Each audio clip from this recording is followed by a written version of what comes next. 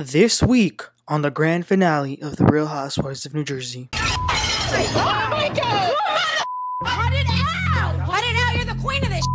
You. Come on! No. You animal! They learn from the best. Yo, what is up, everybody, and welcome back. Today we're going to be talking once again about The Real Housewives of New Jersey, Season 14, Episode 13. This, in a lot of ways, is not just the season finale, it may very well be the series finale. New Jersey as we know it might be gone. They even made the intro black and white. So it's the final goodbye. Let's get right into this episode, you guys.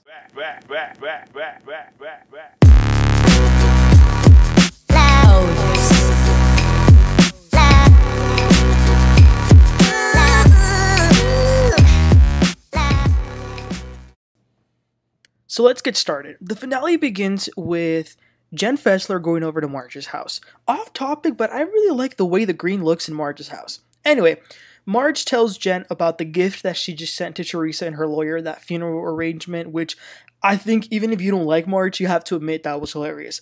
But to Marge, Teresa's dead. And you know who else is dead to Marge? She adds Jackie.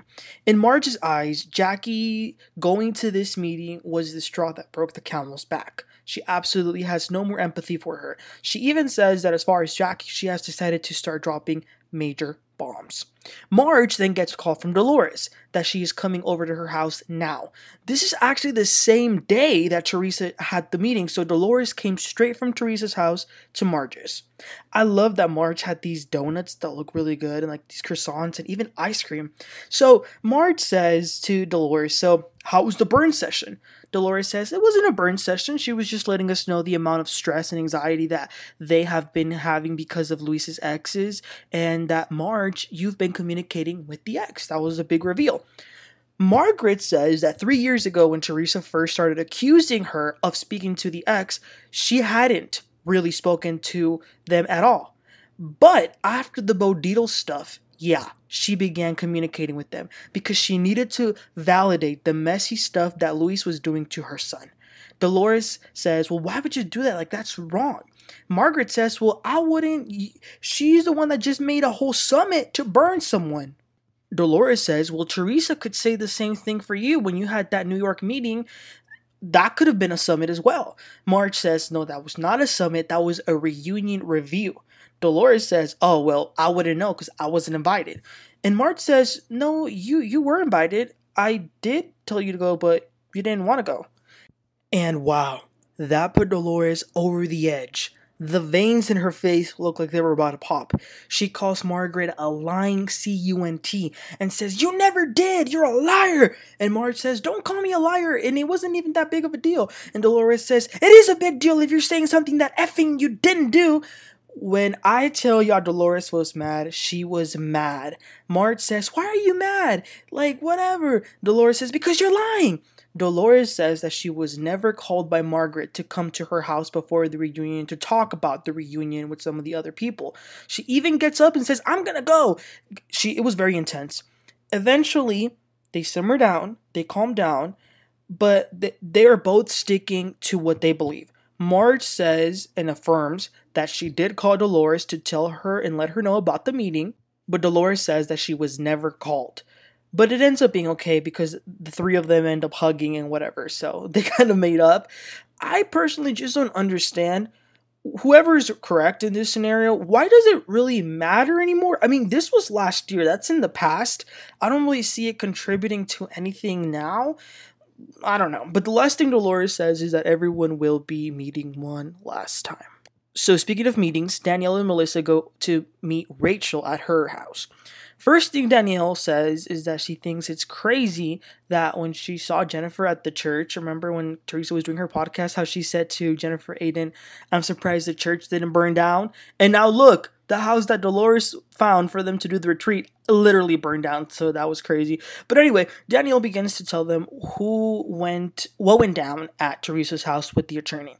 She says, Teresa hosted a meeting with her lawyer and Gia was also there. Rachel says, that's weird. And I agree. Have any of y'all been involved in y'all's mother's drama with her friends? I haven't. So anyway, Danielle continues to say that they were told that the exes had been communicating with Margaret. Melissa says, well, there's a bunch of people from Louise's past that have tried to reach out to not just Margaret, but to all of the cast. Danielle says that Teresa has a lot of stress. She's 90 pounds soaking wet. She has a lot of anxiety. Rachel says, well, she's 90 pounds soaking wet because she's on Ozempic, not because she's stressed. I was like, oh, damn. The last thing they talk about is the Last Supper that they're having as a group. They want to make sure that their voices are heard and that they put it all out on the table. The next scene is Danielle in her house with her family. The kids are decorating pumpkins. I guess this must have been Halloween season when it was being filmed. So Danielle, as we know, has been wanting her dad to be with them when they do these cool things like the relaunch of her brand or the video shoot that the little girl did for the music video. But it's always been Nate who is contacting him. So she finally had the humility to text her own dad from her own phone, which is good. She needs to be a little bit less resentful when it comes to her family members. But it was great because after she sent him the text, the dad actually texted her back pretty quickly. Also, Nate wasn't able to go to any of the guys' night because he was working. Danielle asks if he had been able to go, which one would he have attended? And Nate says, yeah, I mean, I would have gone to Pauley, Bill, and Louis' night. Like, I wouldn't have minded that. Danielle says, really? With Bill? And Nate says, yeah, like, Bill's a good guy. I don't have anything against him. I don't think he has a bad bone in his body. And then it was just great seeing them spend time with their kids carving the pumpkins. So it's a new day, and the girls are getting ready for dinner. Dolores has really been given the burden of being the mediator, so she's the one mediating this whole thing. When I think of someone being the middle, being the fence, like Karen Huger says she is, no, the one that is the middle is Dolores Catania. Now that woman will go down in Housewives history as being in the middle. So we see Teresa get ready in her room, and Luis was in the room. This upset me a lot. He then starts talking about Margaret and says, I hope Margaret suffers. I hope her family suffers. I hope her son suffers. Let me just say that if I ever had any doubts about Luis Ruelas, they have now been confirmed.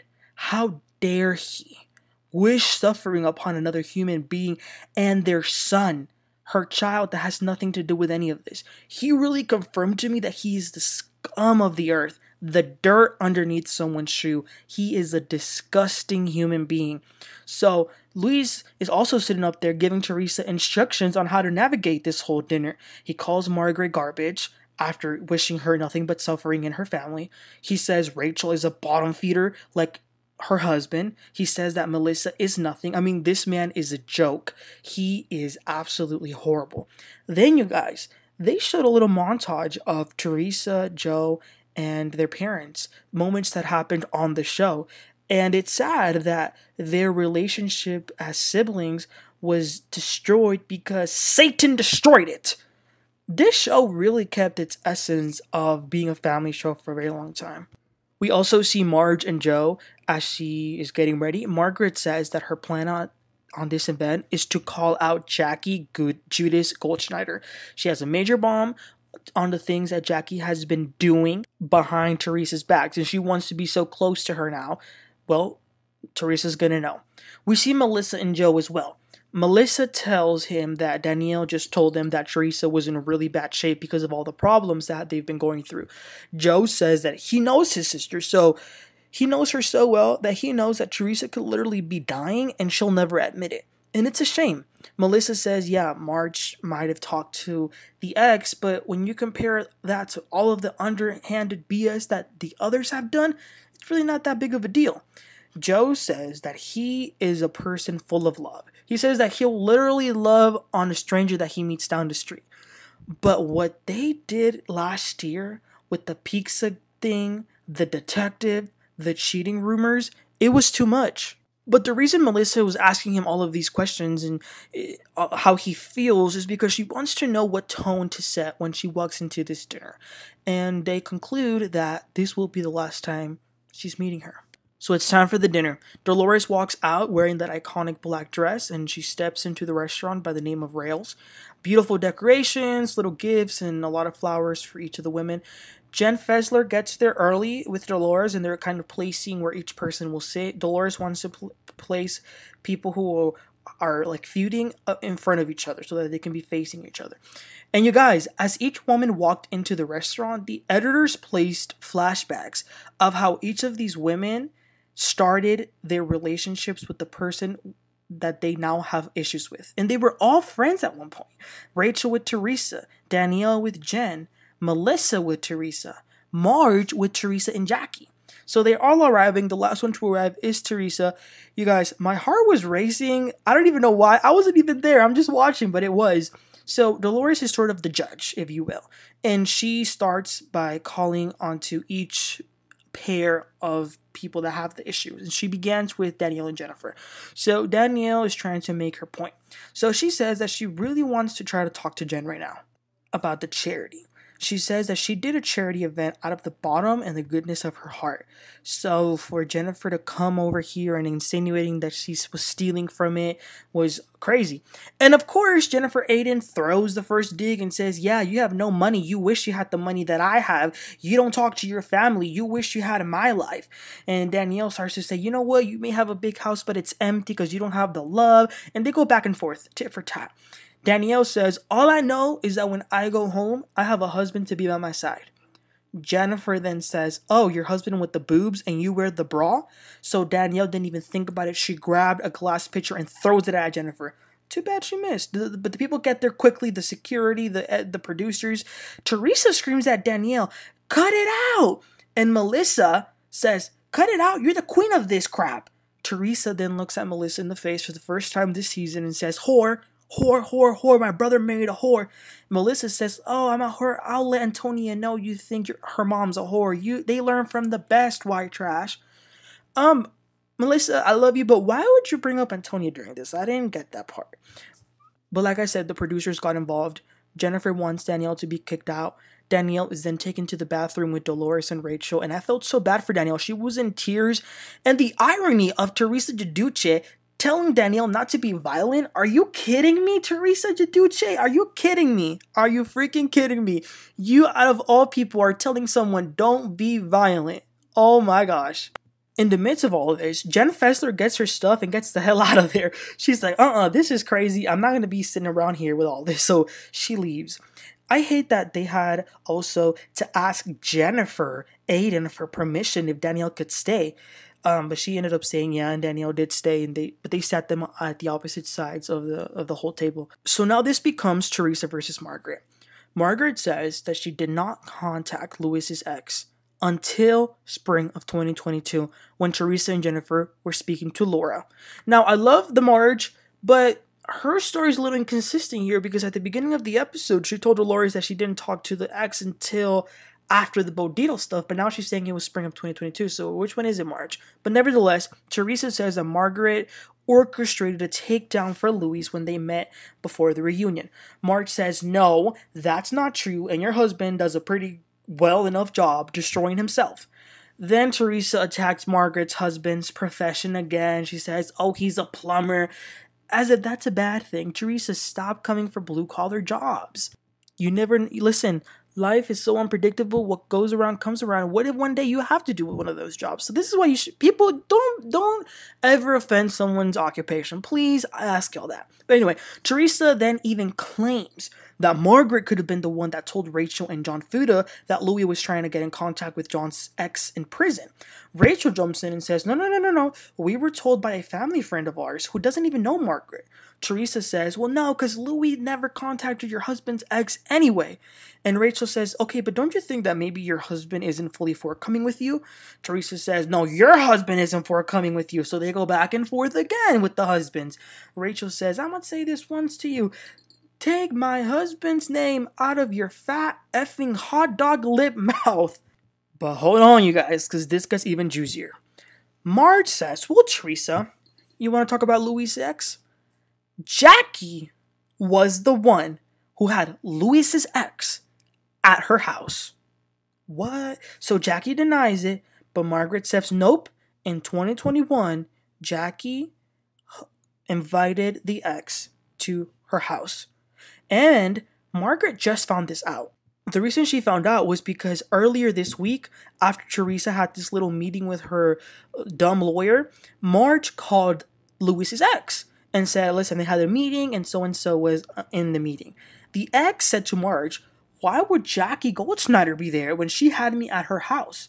So this was new information to Margaret that she's now sharing. So Jackie's denying it, but people, they kind of believed it. So they were saying, Jackie, say the truth. So Jackie turns to Teresa and says, I did meet with the ex. I did meet her. Marge says, there you go. Everything that came out was her, not me. Marge even says, y'all subpoenaed the wrong bitch. Whoa! That was a crazy plot twist. But Teresa is so dumb that she's not even mad at Jackie. But Jennifer definitely believes Margaret, and Jennifer says in her confessional that Teresa has delayed reactions and that she just probably didn't want to give Margaret the benefit of the doubt. But once she sits on this, she will realize what happened. So that was pretty much it. Everyone said what they were supposed to. Danielle, as she's walking out, looks at Teresa, points at Jackie, and says to Teresa, this is the type of people that you should never let into your circle. Wow. So the show finishes with Dolores sitting down after everyone has left, looking out the window and saying, family is everything, but this is no longer family. So then she sits by herself on the table, and then they show all of the special moments of the Real Housewives of New Jersey. It was so sad, but this is the death of the Real Housewives of New Jersey. Wow. When they said this was going to be a finale for the books, it definitely lived up to that. It was wow. It really was. It was shocking. I really didn't expect that Margaret was going to reveal that. And listen, Jackie had every right. If she really did have, well, actually, no, I do believe she had the girl at her house. If she did, she had all the right to. Teresa was going after her marriage. But to me, what pisses me off about Jackie is the disloyalty. You leaving your friend who's been there by your side, Margaret, and now wanting to be buddy-buddy with Teresa. Yeah, what Marge is doing is playing dirty, but listen, when people are resentful and they're angry, they're going to do what they're going to do. So Jackie was 100% exposed. Jennifer and Danielle, let me say this. Danielle was wrong by throwing something at Jennifer. She was wrong. But in my eyes, in the eyes of me, she was justified. You do not talk about someone's immediate family in that way. Much less body shame them. Jennifer has a husband and children. How would she feel if someone body shamed one of them? That is where Jennifer took it way too far. So I'm not mad at what Danielle did, because any person who loves their loved one, if you had another person who you're angry at body shame your loved one, are you just going to sit there like an idiot and take it? No, I am not going to condemn Danielle for what she did. Jennifer has taken it way too far. She is filth, and I'm pretty sure she's not going to be back at all. That was horrible. I really did not like that at all. Teresa and Melissa, that ship has long sailed. I asked some of y'all last time, I said, I don't think anyone has a legitimate reason to be mad at Melissa, like for her to get all the hate that she does. And some people in the comments were talking about, oh, she's always been envious, she's always been hateful towards Teresa. I'm sorry, but the one that I think has always been envious and hateful towards someone, it's been Teresa to Melissa. My question is, Teresa, are you jealous of Melissa? Why do you dislike her so much? It makes no sense. Is it because Melissa's prettier? I don't know. What is it? It's been pretty interesting getting to know Rachel. I think she's the youngest housewife right now. And I love to, seeing the scenes with her family and stuff like that. I think it's so sad that Teresa went to jail because of a man that she was married to, and now another man is leading to her downfall. It's honestly quite sad, but listen, if someone doesn't want to see, then they don't want to see. So it is what it is. She's going to have to find out the hard way, and it is what it is. But you guys, we don't know what's going to happen with New Jersey. It might completely be gone. There might be a reboot. We might see some faces. They still don't know. But as of now, it looks like all of them are going to leave. And listen, 14 years. It's been a great run. So y'all let me know. What were your thoughts about this episode? Please don't forget to like and subscribe, you guys. I'll catch y'all next time. You have a great one. Bye.